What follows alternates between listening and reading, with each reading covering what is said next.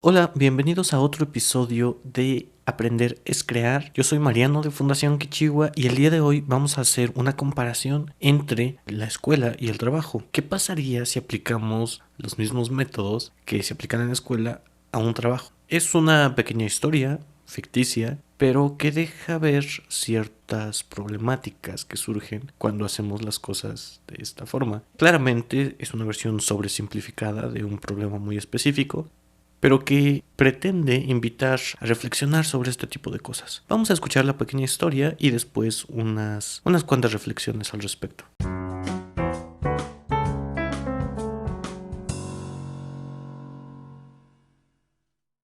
Imagínate que llevas un tiempo buscando un trabajo. Después de buscar y buscar en varios lugares, eres invitado a una entrevista. Esta entrevista te parece muy interesante. Al final te das cuenta que ha sido aceptado. Ha sido aceptado entre miles de candidatos y solamente había 40 lugares. Tú eres uno de esos. Llegas a tu casa muy emocionado, le platicas a tu familia y ellos te felicitan y te dicen que esto es algo de lo más importante que vas a hacer. Están realmente maravillados y te desean el mayor éxito que puedas tener. Empiezas tu trabajo, todo muy tranquilo. Es la semana de capacitación, donde los supervisores te explican todas las cosas y los procesos de la empresa. Tú pareces bastante interesado en todo esto, pero ya tienes ganas de empezar a hacerlo. No quieres que te estén platicando nada más. Llega la primera tarea y ponen a todos tus compañeros y a ti, las 40 personas, a hacer inventario de la bodega. Es una de las primeras tareas, no te encanta la idea, pero sabes que es para poder llegar a cosas más complejas del proceso de la empresa. Empieza, tienes todo el mes para hacerlo, así que no le prestas mucha importancia, apenas recorres unos pasillos todos los días, pero en cuanto se acerca la fecha de entrega, porque te pidieron un reporte, entonces es cuando empiezas a contar todo, a recorrer todo, y esto lleva ciertos errores porque no te has dado el tiempo suficiente de hacerlo. Tus compañeros y tú empiezan a encontrar ciertas técnicas, ciertas tácticas que los ayudan a ser más rápidos, más eficientes y poder terminar la tarea a tiempo. Con algunos tropiezos y un poco apresurados, todos tus compañeros y tú terminan este reporte. Te parece un poco extraño porque les pidieron un reporte individual a cada quien cuando la bodega es la misma. Así que lo entregas sin ningún problema y viene la primera evaluación de este reporte. Te hacen algunas preguntas. Sin embargo, durante esta serie de preguntas, tú no puedes consultar tu reporte, así que todo lo dejas a la memoria. Tampoco le puedes preguntar a tus compañeros, a pesar de que el trabajo lo hiciste en equipo. Y bueno, después de esto, tienes un desempeño aceptable. Nada del otro mundo, no hiciste las cosas perfecto, pero tienes lo suficiente, al menos tú te sientes bastante seguro de que aprendiste lo suficiente para llevar a cabo tu trabajo. La siguiente tarea que te piden en la empresa es un análisis de este inventario para saber cuáles van a ser las siguientes compras, cómo vas a acomodar la bodega para ser más eficiente, etc. Durante este análisis te bombardean con información de nuevos conceptos de cómo realizar ciertas operaciones para poder llegar a este resultado. Tú las entiendes, las aplicas y generas este análisis. Sin embargo, te estás basando en la información que sabes que es errónea. Sabes que este inventario que tú hiciste apenas hace unas semanas no es exactamente lo que está en la bodega. Hubo ciertos errores.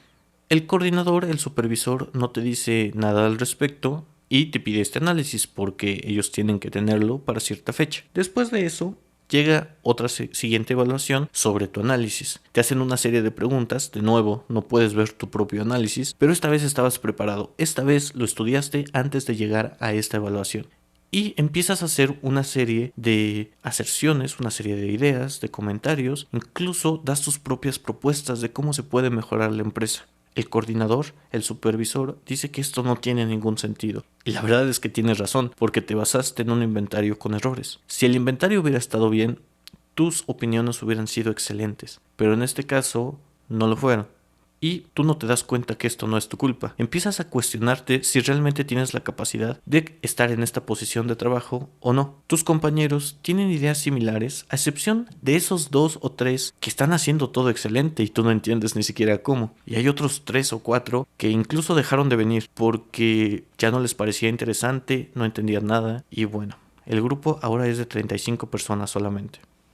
La siguiente tarea es la que todos estaban esperando. Ahora sí, vamos a utilizar las máquinas, vamos a empezar a mover estas cajas enormes gracias a estos carros que todavía no sabes cómo se llaman, pero que los estás viendo y que todo el inventario, todo el análisis quisiste utilizarlos. Llegan las 35 personas el día de esta prueba y se dan cuenta que solo existen 10 de estas máquinas. Así que hacen equipos y algunos afortunados pueden utilizarla y algunos no. Tú no eres uno de esos afortunados, pero uno de tus amigos sí y te lo presta durante unos minutos. Bueno, tú lo agradeces mucho y la verdad es que estos minutos han sido lo mejor de tu trabajo. Pero llega la siguiente evaluación. En la siguiente evaluación les hacen preguntas sobre cómo manipular esta máquina. Con tus 30, 20 minutos de práctica contestas como puedes, pero la verdad es que no tiene mucho sentido y hay muchas cosas que no sabes porque nunca las has experimentado. Después de todo este proceso, llega el día de paga, al final del mes. Muy bien, tú estás súper emocionado, pero el supervisor les dice que les van a pagar de forma proporcional a los resultados en las evaluaciones. Tú tuviste un desempeño bastante difícil, porque la verdad es que estuviste perdido durante muchas de las etapas de este proceso. Así que recibes solo el 60% de lo que te habían prometido, lo cual es casi nada. Y otros de tus compañeros reciben cosas similares. En este momento tú decides abandonar. No te están pagando lo que te prometieron y tampoco estás aprendiendo la gran cosa. Así que buscas en la ley cómo poder hacer una renuncia. Y te das cuenta de que si renuncias en este momento, no te van a dar ningún tipo de reconocimiento por la experiencia de este tiempo. De que no te van a dar liquidación ni aguinaldos. Así que lo que decides, porque tu supervisor te lo ha recomendado, aparte de que tu familia también te está empujando a continuar en este trabajo, a que repitas la capacitación. Así que después de varios días, de varias horas de pensarlo, decides repetirlo. Y te das cuenta de que ellos no tienen un programa para las personas que lo están repitiendo. No hay asesorías, sino que tienes que hacer exactamente lo mismo junto con nuevas personas que están tratando de entrar a la empresa. Te parece un tanto aburrido la parte de teoría porque ya la escuchaste, pero la parte práctica se vuelve mucho más fácil y ahora ya sabes que tú tienes que ser de los primeros de la fila para poder tener estas máquinas. Y así terminas en esta empresa, cumples tu contrato y puedes tener un certificado de que has tenido la experiencia suficiente para ocupar este puesto. Y dime tú, ¿te gustaría trabajar en una empresa así? Durante esta historia encontramos varios elementos que suceden en las escuelas y en el sistema educativo tradicional. Como puede ser que en las entrevistas hay demasiados candidatos y muy pocos aceptados. Como puede ser el hecho de las mismas evaluaciones, que no te dejan consultar nada, que no te dejan trabajar en equipo. Como puede ser el hecho de recursar una cierta materia. Como puede ser también el hecho de la falta de material en los laboratorios. Como puede ser la procrastinación de los alumnos. Y bueno, hay demasiados elementos, cada uno de esos debe ser analizado por separado, debe de ser pensado y reflexionado para poder llegar a soluciones. Yo creo que algunas de estas soluciones las podemos encontrar en la tecnología y otras en simplemente pensar de forma diferente sobre el mismo proceso. Yo no creo tal cual que uno u otro grupo tenga la culpa. No creo que los maestros o los alumnos o las familias o los directivos o el mismo gobierno tenga la culpa del sistema tal cual como está pasando. Pero sí creo que todos estos agentes son responsables de mejorarlo. No porque sea malo, simplemente porque puede ser mejor, porque podemos obtener mejores resultados de lo que estamos haciendo. Y aparte de que es un proceso pues bastante importante. En la fundación lo que creemos es que vale más la pena hacer ciertas actividades prácticas que por medio de la creación, por medio de hacer cosas, de experimentar, de tener estas nuevas experiencias, podemos llegar a un aprendizaje más útil. Por supuesto, las lecciones, las clases tienen su valor y deben de ser utilizadas para ello, para transmitir cierto conocimiento. Pero para aprender, para poder realmente utilizar ese conocimiento, necesitamos práctica, necesitamos hacerlo. Y claro, existen ciertas limitaciones. Sin embargo, tenemos varias propuestas, apenas unas cuantas. Estamos en el desarrollo, en el diseño de ellas. Una de ellas es sobre el pensamiento lógico-matemático, donde nos olvidamos de las repeticiones y nos preocupamos más no solo en resolver los problemas, sino en crear nuevos problemas, en entender la utilidad de las matemáticas y después aprender matemáticas. Hay otro sobre programación, donde vamos a estar explicando más sobre este aprendizaje continuo, sobre el hecho de que el conocimiento no es estático, que siempre tenemos que estar aprendiendo cosas nuevas porque existen cosas nuevas. Y bueno, esto solamente soluciona unos cuantos problemas.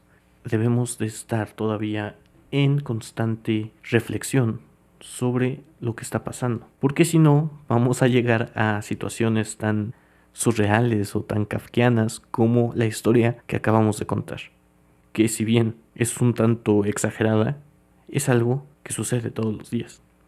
La invitación de este podcast y de esta historia en general, y la invitación del discurso de la fundación, el por qué estamos haciendo este podcast, por qué hacemos contenido en video, etcétera, es que puedas tener un momento de reflexión sobre este tipo de problemas y que puedas proponer soluciones. Soluciones ya sea si eres estudiante en tu escuela, si eres profesor, igual, si estás dando clases particulares, puedas modificar ese tipo de cosas, pensar de forma distinta, porque está muy bien y yo estoy seguro que si te interesan estos temas, si estás escuchando hasta ahora, es porque tienes un interés genuino en hacer estas cosas. Sin embargo, a veces, por estar centrados en las estructuras que ya tenemos previamente, nos parece difícil pensar de otra forma. Aparte de que es más complicado hacer todo desde cero, de nuevo, una cosa que ya hemos hecho varias veces y que da resultados aceptables, como lo fue con este personaje de la historia.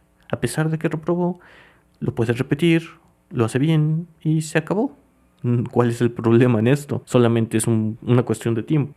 Y vaya, esto sí que es importante. Se pueden eficientar esos tiempos. Se puede, ¿qué tal? El inventario está mal. Pues hay que volverlo a hacer. Y no podemos pasar a la parte de análisis. Sin embargo, a veces las estructuras son demasiado rígidas que no nos permiten hacer este tipo de cambios que aunque sepamos que están ahí como alumnos, aunque sepamos que están ahí como maestros, aunque sepamos que están ahí como familia, como directivos, no podemos hacer esos cambios porque el sistema en sí es muy rígido. Debemos de encontrar la forma de hacer un sistema más flexible, de hacerlo más adaptable, de que pueda ser robusto a ciertos cambios. Esa es la misión de la fundación. Y, digo yo, si aceptas el reto, puedes tú también empezar a pensar en este tipo de situaciones. ¿Cómo cambiar? Algo muy pequeño. No podemos empezar a cambiar todo, pero elige un problema muy particular. Llévalo a otro contexto y tal vez eso te dé ciertas ideas de lo absurdo o de lo indicado que cierto proceso es y de ahí poder mejorarlo. Espero que tengan un bonito día. Esto ha sido todo por el episodio de hoy. Nos vemos la siguiente semana con otra pequeña reflexión, otra pequeña entrevista, ideas sobre la educación. Hasta la próxima. Recuerden que aprender es crear.